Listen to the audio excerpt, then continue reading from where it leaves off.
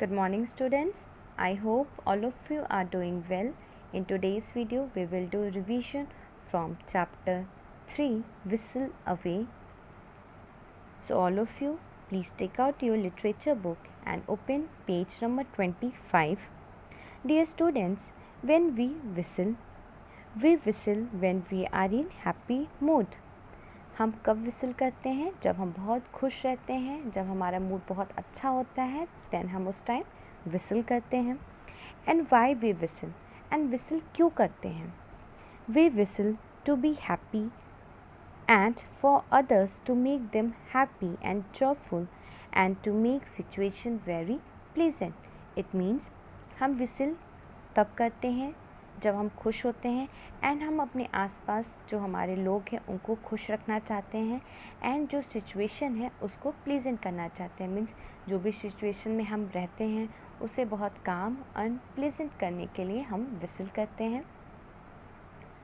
Now students, here are difficult words with their meaning which are given in your poem. Learn all the difficult words with their meaning. Now let's see the first word given here. Merry means happy. Sowing, to plant seeds in the ground. Hoeing, removing weeds, breaking soil, etc. using a long-handled garden tool with a flat blade. Weeds, unwanted plants. Raking, leveling soil. Cheer means encourage. Fret, worry about something. Lad, young boy. Pout, push out one lower lip because one is annoyed or unhappy. So now students, first I will read the whole poem, then I will explain you.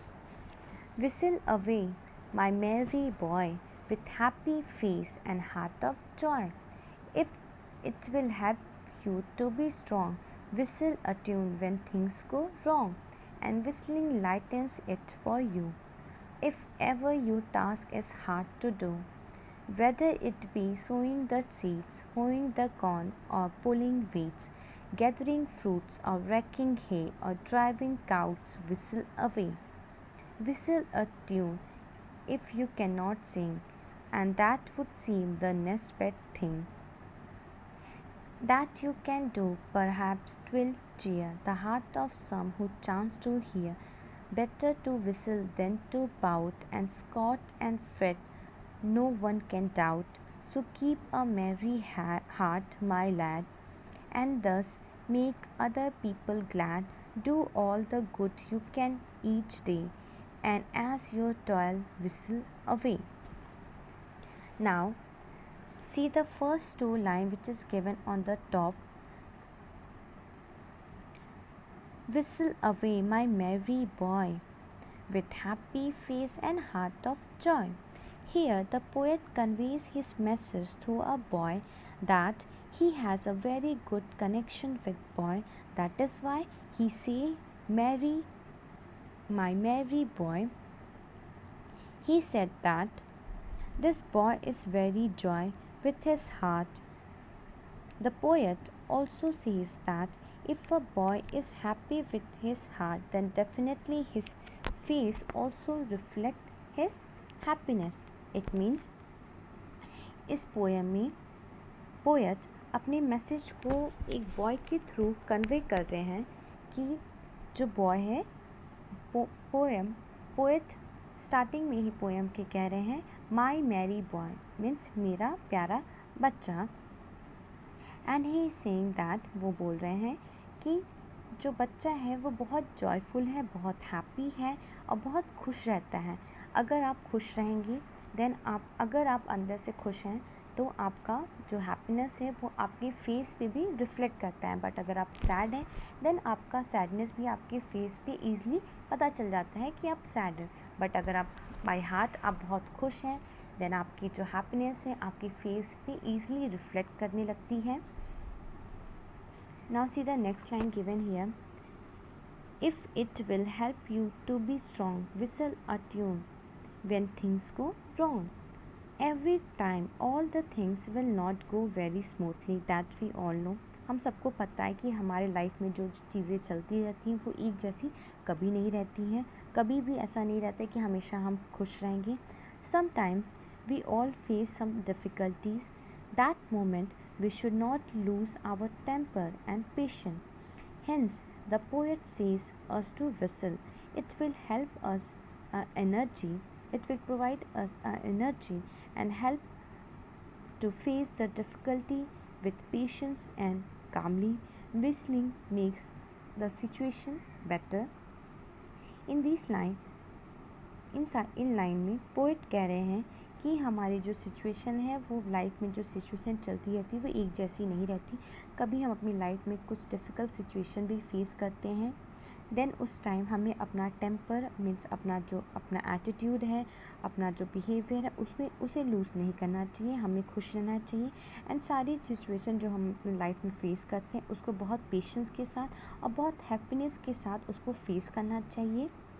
And जब भी हमारी life में कोई भी problem आती है then हमको whistle करना चाहिए, बिकॉज विसल करने से जो जिस सिचुएशन में आप हैं वो सिचुएशन आपकी बहुत बेटर हो जाती, बहुत अच्छी हो जाती है एंड हमारा जो पेन होता है सिचुएशन का वो थोड़ा कम हो जाता है. सो हम लोग को विसल करना चाहिए.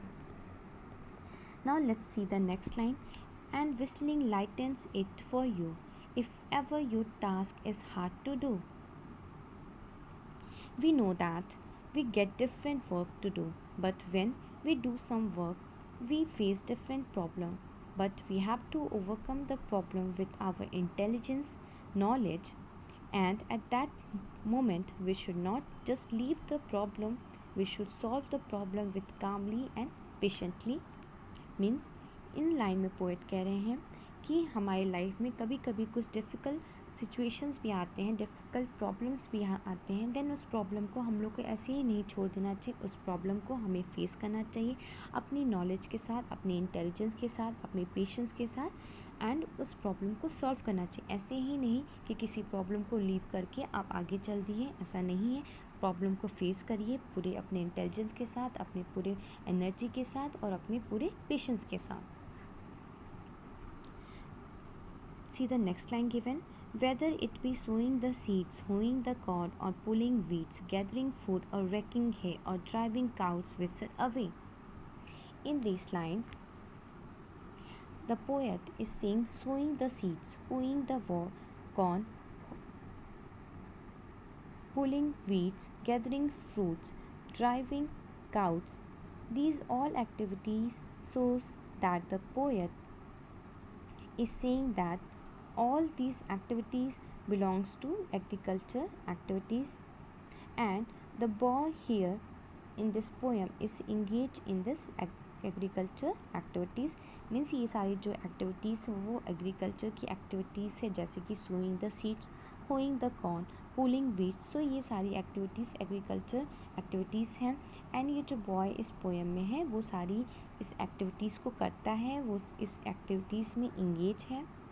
So we all know before sowing the seeds, a farmer breaks the soil, level the soil, then sows the seeds. And here a boy is facing some difficulties in doing his work. So a poet is saying to whistle a tune that he gets energy and power to do his hard work with full energy and dedication and also with patience and calm.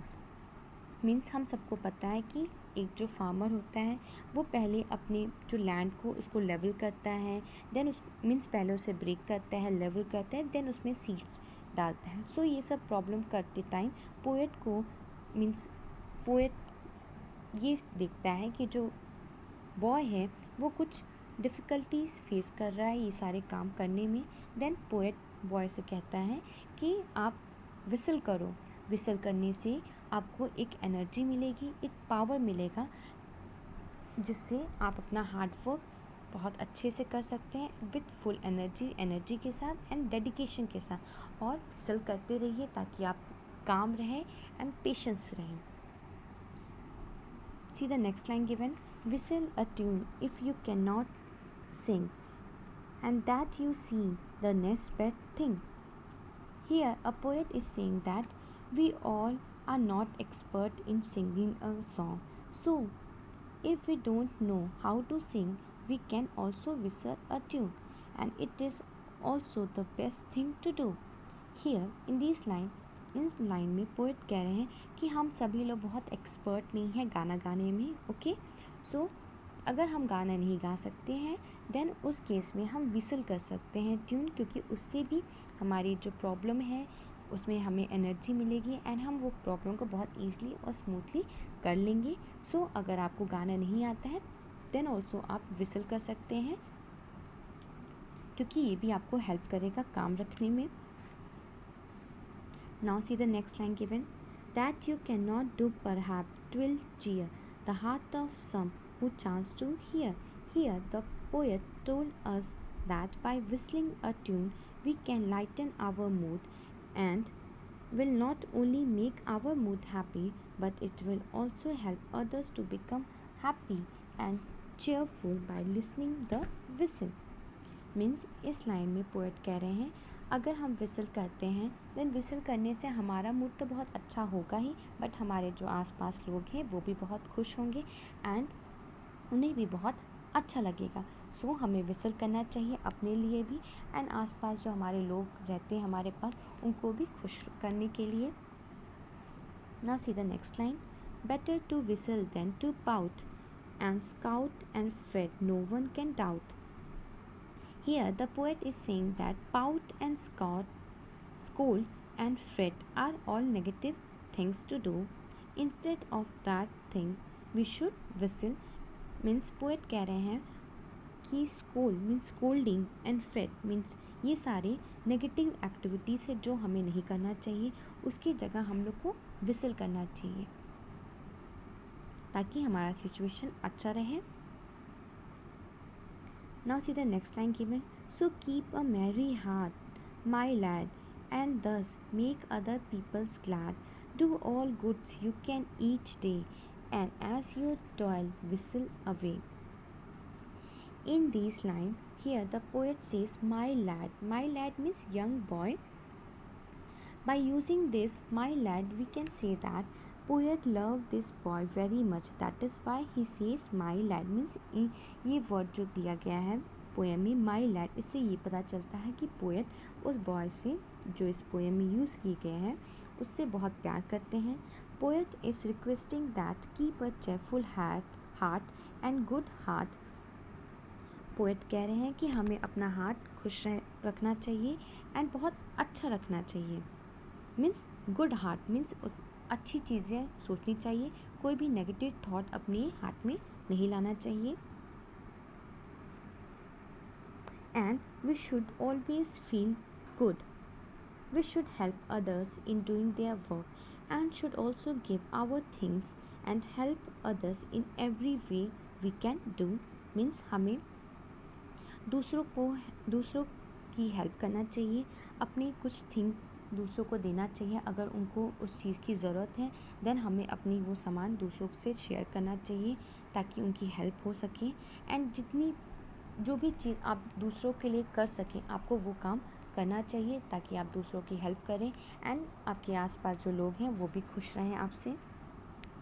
Do all the good you can each day and as your toil whistle away. So whatever you want to do, but if you whistle a tune, then your work will become more easy and it will give you strength, positivity and happiness. Means जो भी आप करना चाहते हैं अपनी life में, अगर आप अपनी लाइफ में कुछ डिफ़िकल्टी फेस कर रहे हैं या आप अपनी लाइफ बहुत अच्छे से एंजॉय करें तो भी आप विसल करिए.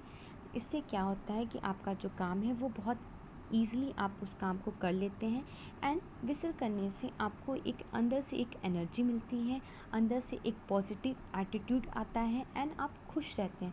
अगर आप खुश रहेंगे तो देन आप अच्छा काम भी करेंगे. So the poet ended the poem by giving a very good message that we should do our duties with happiness and should always be gentle and helpful to others. Means and में poet बहुत good message आप लोग को दे रहे हैं कि हमें अपनी ड्यूटीज़ अपनी रिस्पॉन्सिबिलिटीज़ बहुत अच्छे से करना चाहिए एंड जब हम अपना वो काम करते हैं देन हमें खुश रह के काम करना चाहिए जिससे हमारे आसपास जो लोग हैं वो भी खुश रहें एंड हमें अपने आसपास लोगों की हेल्प करना चाहिए, उन्हें भी खुश रखना चाहिए. And we should live our life with happiness, हमें अपना लाइफ हैप्पीनेस के साथ जीना चाहिए। एंड स्माइलिंग फेसेस, एंड हमेशा खुश रहिए, स्माइल करते रहिए। Does not matter how hard the situation is, कैसा भी सिचुएशन आप अपनी लाइफ में फेस करें, हमेशा खुश रहिए। बी काम and enjoy every up and down in life, हमेशा काम रहिए, एन्जॉय करिए लाइफ के जितने भी डिफ़िकल्ट सिचुएशन हो और या हैप्पी मोमेंट्स हो। Now students, I hope all of you have understood the poem. Now I will end my class here. All of you please don't forget to write your name, class with section for your attendance.